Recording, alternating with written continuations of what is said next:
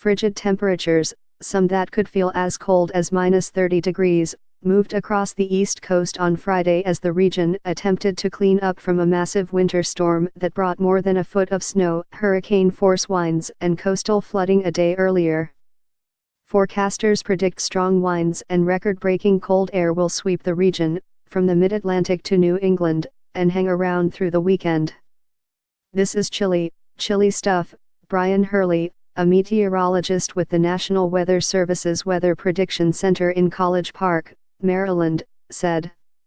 The Arctic blast could make temperatures feel as low as -15 degrees to -25 from Philadelphia to Boston and make residents of states like Maryland and Virginia shiver from temperatures ranging from 10 degrees to 15 degrees. The wind chill could make it feel like -35 degrees in the Berkshire Hills of western Massachusetts, the National Weather Service said. The storm began days ago in the Gulf of Mexico and first struck the Florida Panhandle.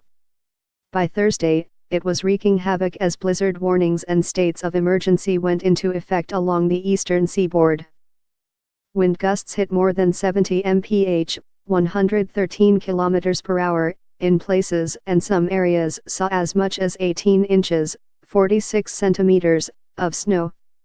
A massive winter storm roared into the east coast on Thursday, dumping as much as 17 inches of snow in some areas and unleashing hurricane-force winds and historic flooding that closed schools and offices and halted transportation from the Carolinas to Maine. Forecasters expected the storm to be a massive winter storm roared into the east coast on Thursday, dumping as much as 17 inches of snow in some areas and unleashing hurricane-force winds and historic flooding that closed schools and offices and halted transportation from the Carolinas to Maine. Forecasters expected the storm to be. The storm caused school and business closings, airline and rail service cancellations or reductions and thousands of utilities outages, many of them restored quickly. Some ferry services even had to be shut down along the Canadian coast. Flights resumed at airports along the east coast after hundreds were cancelled Thursday. Flights in and out of Logan International Airport in Boston, Kennedy Airport in New York and Bradley Airport in Connecticut resumed Friday, and business was expected to pick up as the day progressed. In New Jersey, gusty winds carried flames from a vacant building across the street to two other buildings Friday morning. The flames also spread to two structures adjacent to the vacant building, damaging a total of 5 in Newark.